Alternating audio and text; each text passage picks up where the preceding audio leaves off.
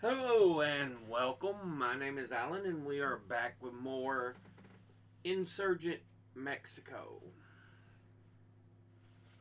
Yeah, we're traveling throughout Mexico, so we're following the reporter as he makes his journey throughout.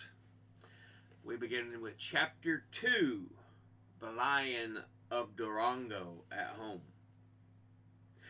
At General Urbina's door sat an old peon with four cartridge belts around him, engaged in the general occupation of filling corrugated iron bombs with gunpowder. He jerked his thumb toward the patio, the general's house, corrals, and storerooms toward the patio.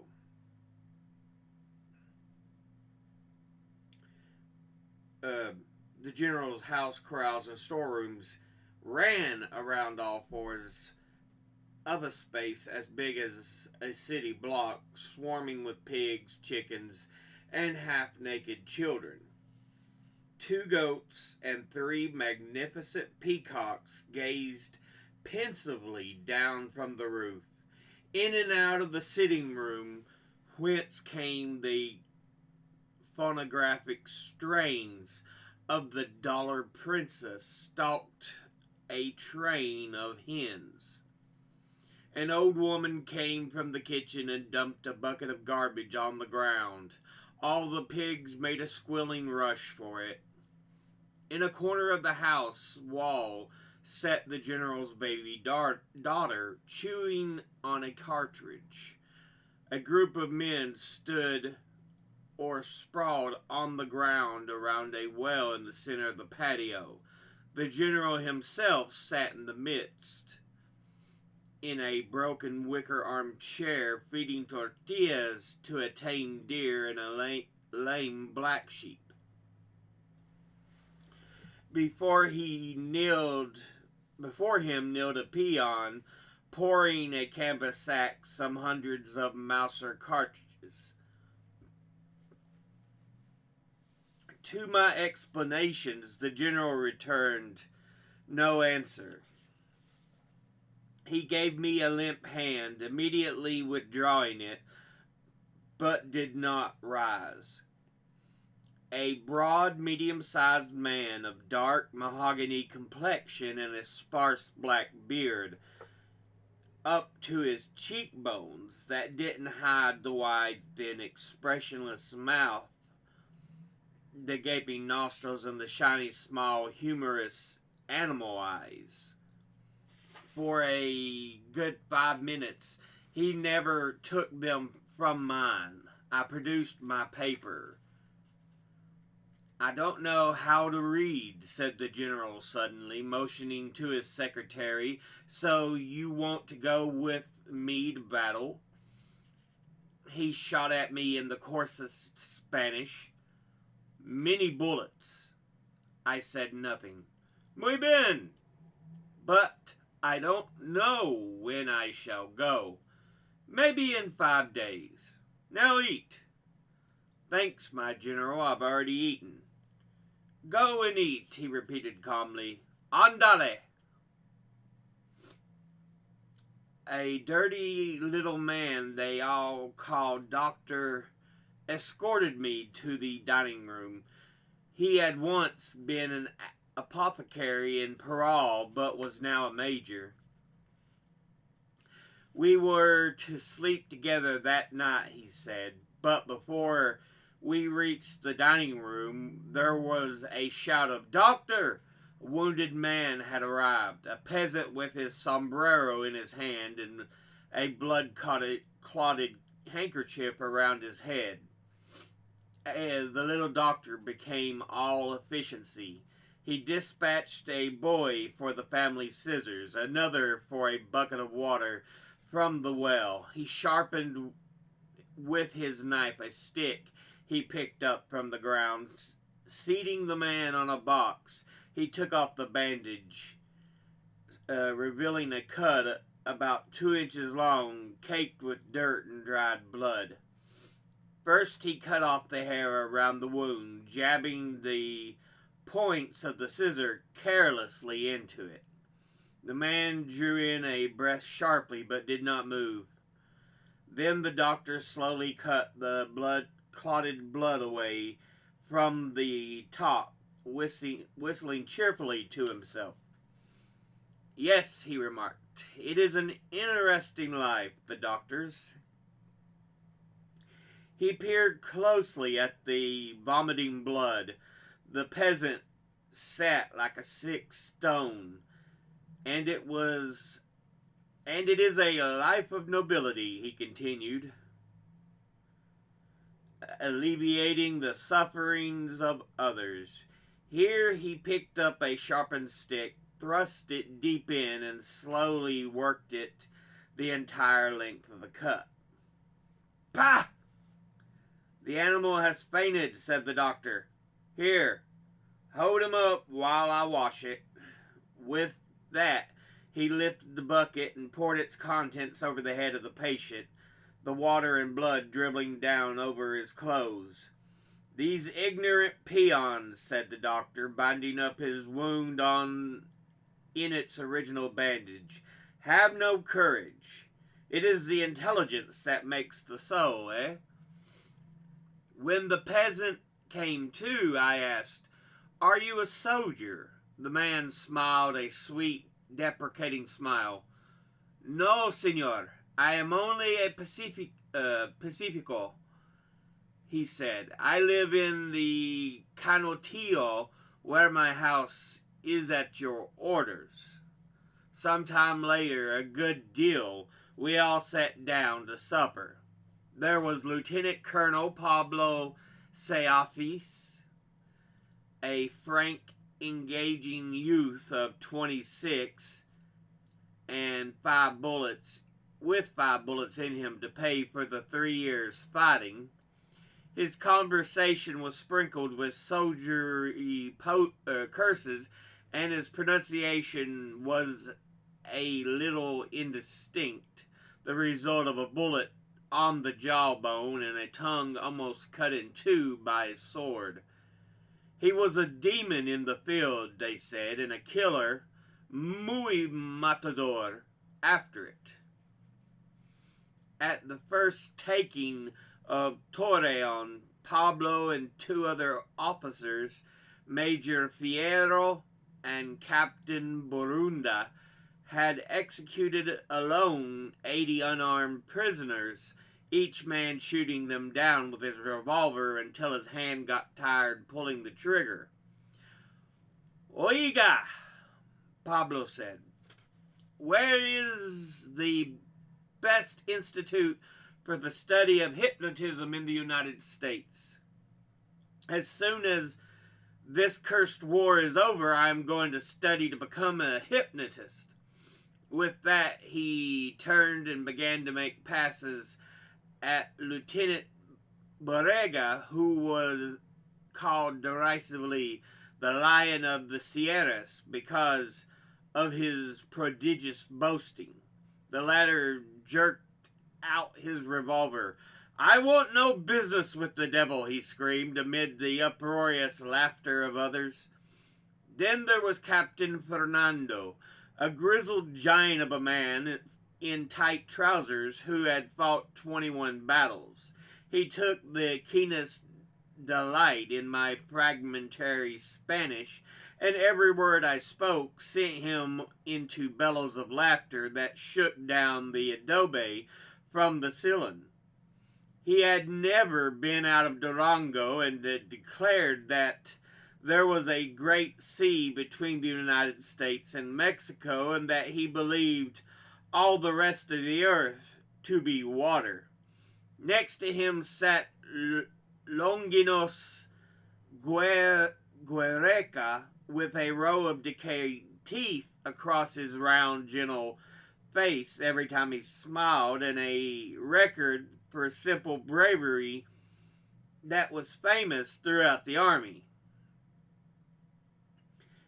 He was 21 and already first captain. He told me that last night his own men had tried to kill him. He came from Praticchio, the best rider of wild horses in the state, and Fidencio next to him, a pure-blooded Indian, 7 feet tall, who always fought standing up. And last, Rafael Zalarzo, a tiny hunchback that Urbina carried in his train to amuse him like any medieval Italian duke. Then we had burned our throats with the last enchilada and scooped up our last frijole with a tortilla, forks and spoons being unknown. The gentlemen each took a mouthful of water, gargled it, and spat it on the floor.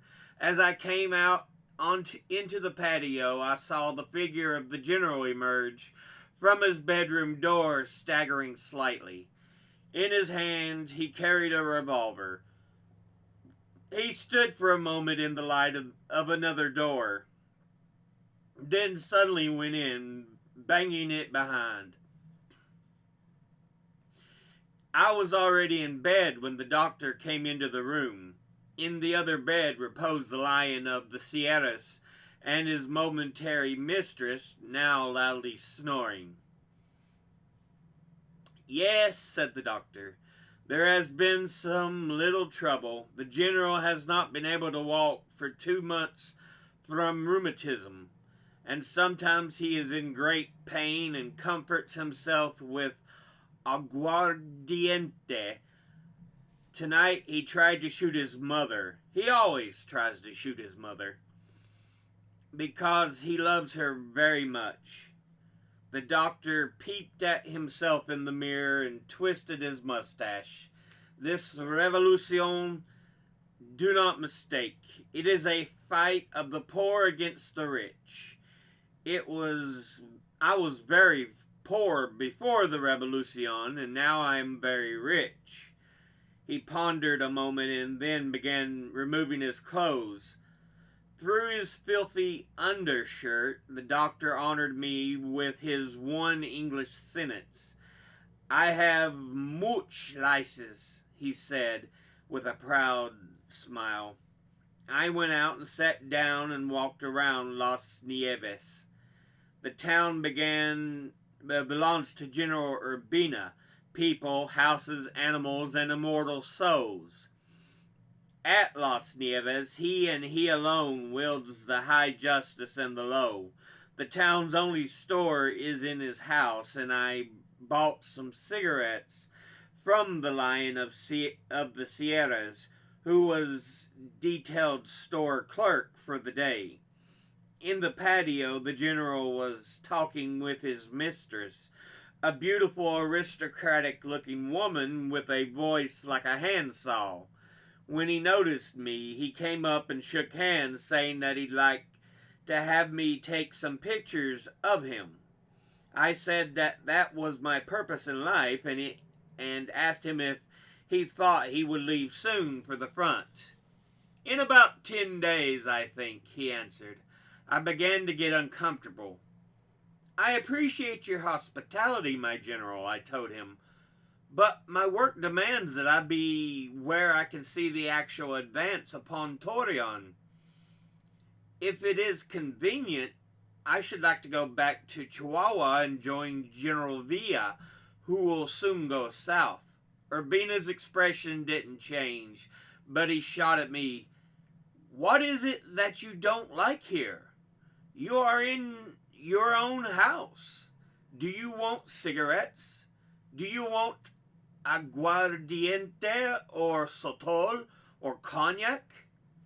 Do you want a woman to warm your bed at night?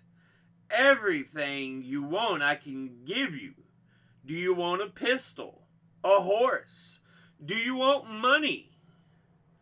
He jerked a handful of silver dollars from his pocket and threw them jingling on the ground at my feet. I said, "Nowhere in Mexico am I so happy and contented as in this house," and I was prepared to go further.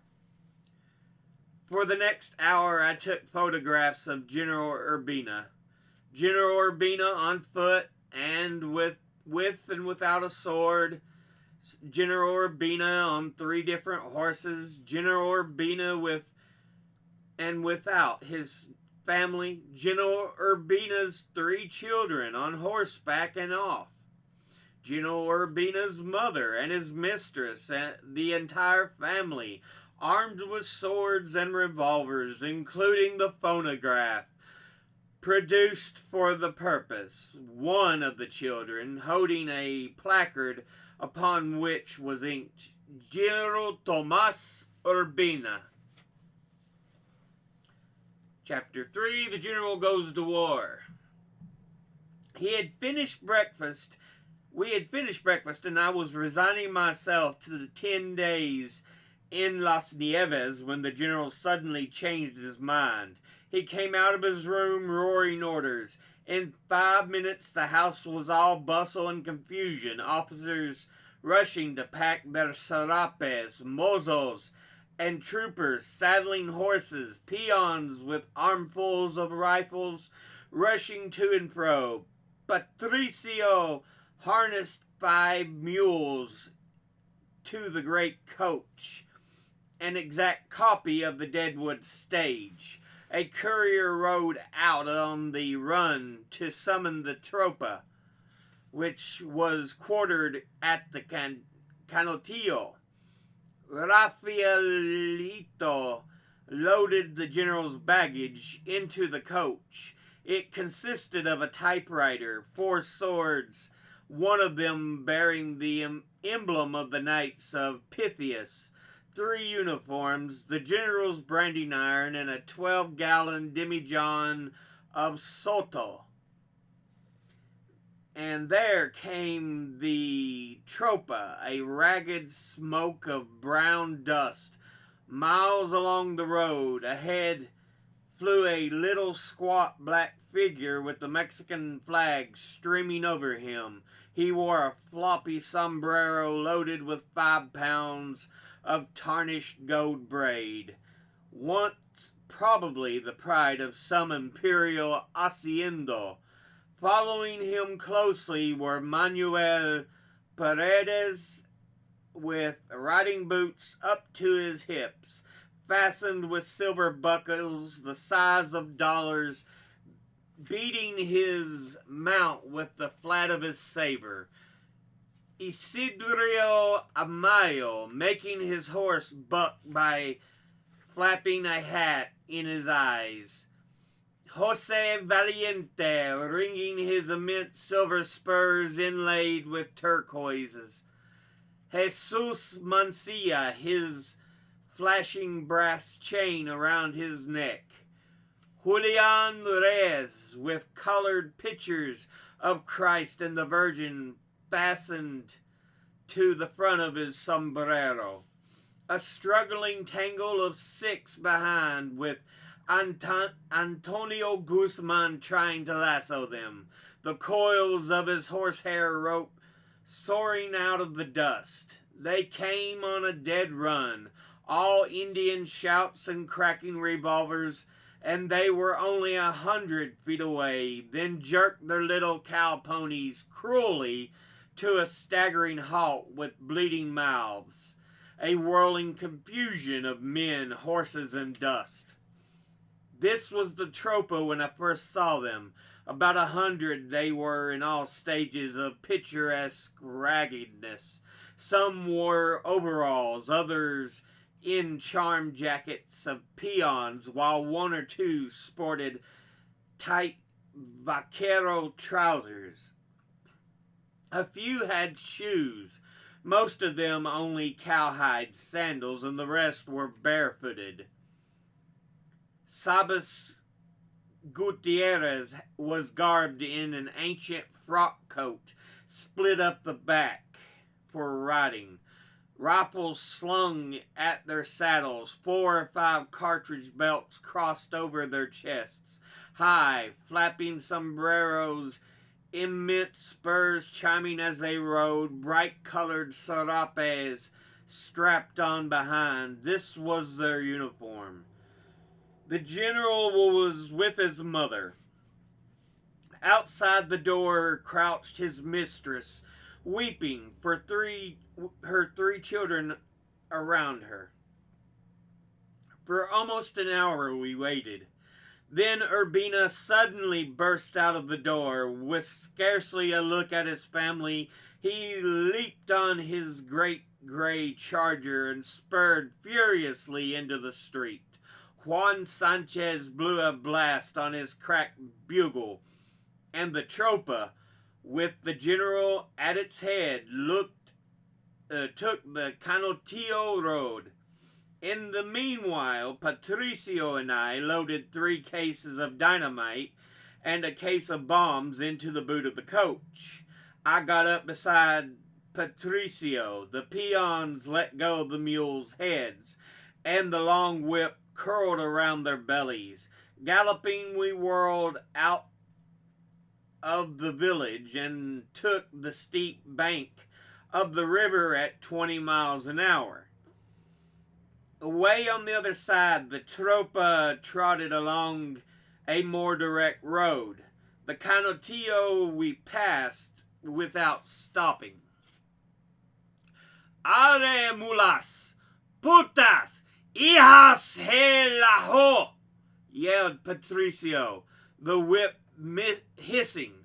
The Camino Real was a mere track on the uneven ground. Every time we took a little arroyo, the dynamite came down with a sickening crash. Suddenly the rope broke, and one case bounded off the coach and fell upon the rocks. It was a cool morning, however, and we strapped it on again safely. Almost every 100 yards along the road, the little heaps of stones surmounted by wooden crosses, each one the memorial of a murder, and occasionally a tall whitewashed cross uprose in the middle of the side road to protect some little desert rancho from the visits of the devil. Black, shiny chaparral, the height of a mule's back, scraped the side of the coach. Spanish bayonet and the great barrel cactus watched us like sentinels from the skyline of the desert. And always the mighty Mexican vultures circled over us as if they knew we were going to war. Late in the afternoon, the stone wall which bounds the million acres of the hacienda of Torreon de Caifas swung into sight on our left, marching across deserts and mountains like the Great Wall of China for more than 30 miles. And soon afterward, the hacienda itself. The tropa had dismounted around the big house. They said that General Urbina had suddenly been taken violently sick and would probably be unable to leave his bed for a week. The Casa Grande, a magnificent porticoed palace, but one very high, covered the entire top of the desert rise. From its doorway, one could see 15 miles of yellow rolling plain and beyond the interminable ranges of bare mountains piled upon each other. Back of it lay the great corrals and stables where the tropa's evening fires already sent up myriad columns of yellow smoke. Below, in the hollow, more than 100 peon houses made a vast open square where children and animals romped together and the women kneeled at their eternal grinding of corn. Out in the desert, a troop of vaqueros rode slowly home, and from the river a mile away the endless chain of black-shawled women carried water on their heads. It is impossible to imagine how close to nature the peons live on these great haciendas. Their very houses are built of the earth upon which they stand, baked by the sun. Their food is the corn they grow, their drink the water from the dwindled river, carried painfully upon their heads. The clothes they wear are spun from the wool, and their sandals cut from the hide of a newly slaughtered steer.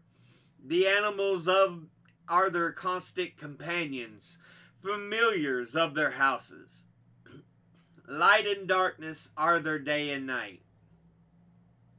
When a man and woman fall in love, they fly to each other without the formalities of a courtship, and when they are tired of each other, they simply part.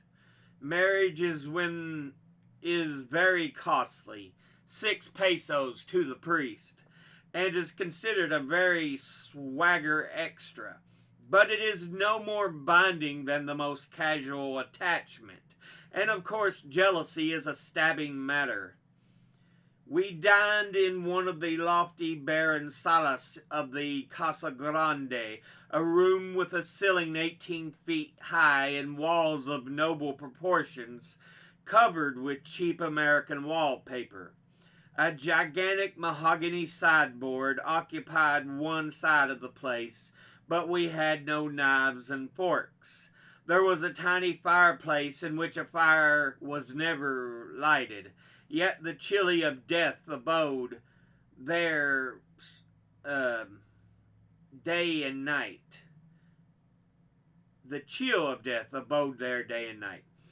The room next door was hung with heavy spotted brocade, though there was no rug on the concrete floor. So pipes and no plumbing in the house. You went to the well or the river for water, and candles the only light.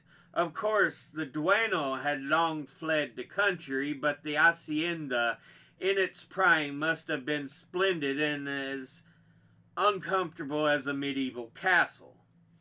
The cura or priest of the hacienda church presided at dinner. To him were brought the choicest viands, which he sometimes passed to his favorites after helping himself. We drank sodal and aguamiel while the cura made away with a whole bottle of looted anisette. Exhilarated by this, his reverence descanted upon the virtues of the confessional, especially where young girls were concerned. He also made us understand that he possessed certain feudal rights over his new brides. The girls here, he said, are very passionate. I noticed that the rest didn't laugh much at this, though they were outwardly respectful. After we were out of the room, Jose Valiente hissed, shaking so that he could hardly speak, "I know that dirty... And my sister, the Revolucion will have something to say about these curas." Two high constitutionalist officers afterward hinted that a little-known program to drive the priest out of Mexico and Villa's hostility to the curas is well known. Patricio was harnessing the coach when I came out in the morning and the tropa were saddling up. The doctor, who was remaining with the general, strode up to my friend, Trooper Juan Vallejo. "That's a pretty horse you've got there," he said, "and a nice rifle. Lend it to me."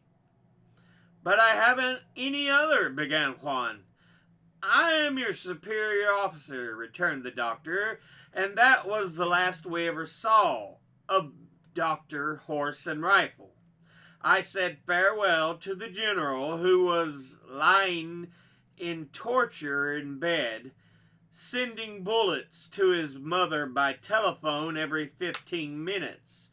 "May you journey happily," he said. "Write the truth. I recommend you to Pablito." So yeah, that's the end of those 2 chapters. But yeah, he is making his way further.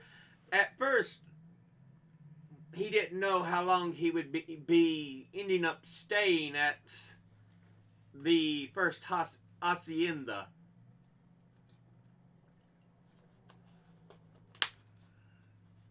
But yeah, it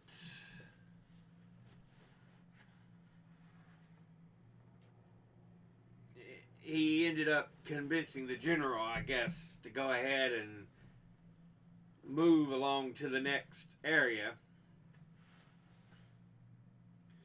But the general's so bad up, it seems, with rheumatism that he has trouble at times walking. And so they part from the general in that chapter because he decides to stay at the next hacienda they hit. But yeah, and he does a job to really describe how the soldiers, the group that he's traveling with, look. Um, Sombreros, horses, sarapes, often carrying alcohol with them. But you can tell that there's not great love for the religious community necessarily, because a lot of these men they take advantage of the revolutionaries. So yeah.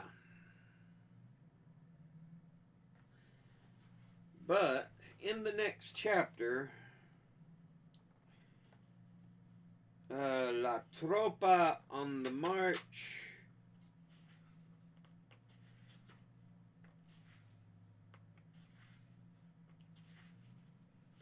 It looks like one of fair length, so yeah, that'll be interesting. But a good portion of it looks like they do some singing. White Knights at Zarca. Quien vive?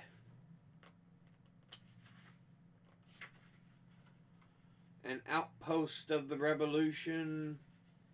Just looking at some of the chapter titles we've got coming up. Five Musketeers.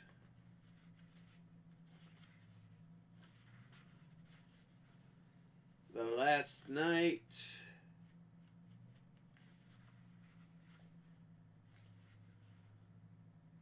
The Coming of the Colorados.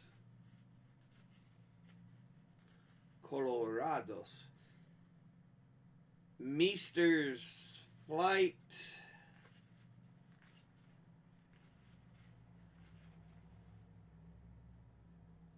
Elizabetta.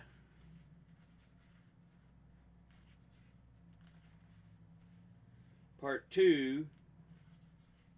That's when we finally hit part 2. Francisco Villa.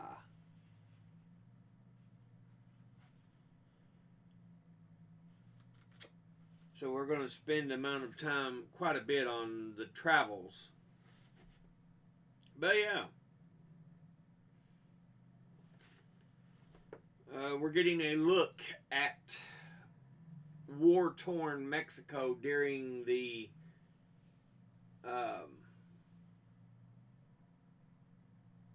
Mexican Revolution at the beginning of the 1900s.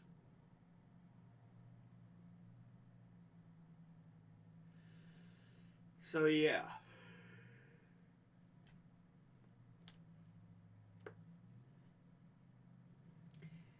It's interesting, some of the things that we see going on, but yeah, this is direct from a newspaperman, what he experiences, what he sees.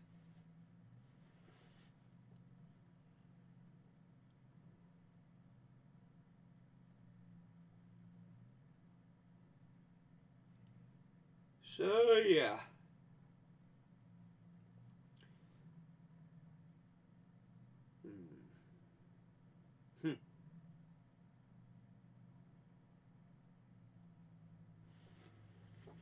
see, it says it's got 10 pages of photos.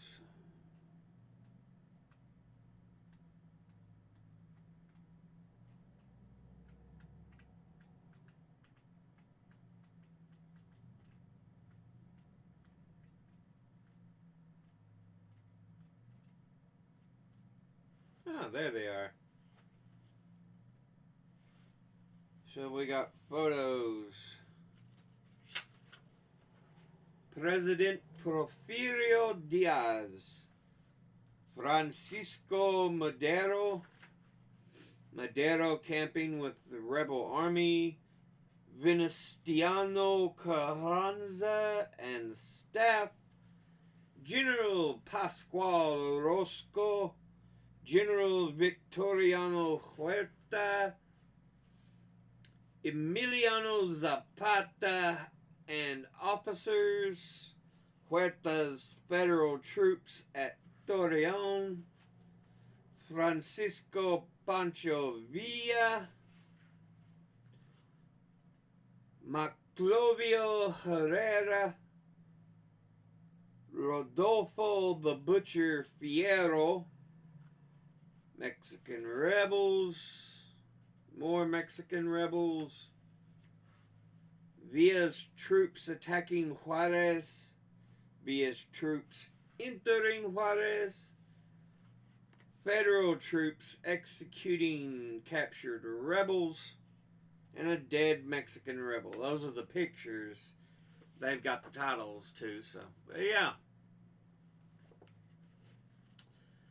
We'll go ahead and end this episode here. As always, educate thyself. Think, read, study, learn. Someone tells you something you had trouble believing, ask them to cite their sources. Thank you for watching. I'll see you all in the next one. Until then, later.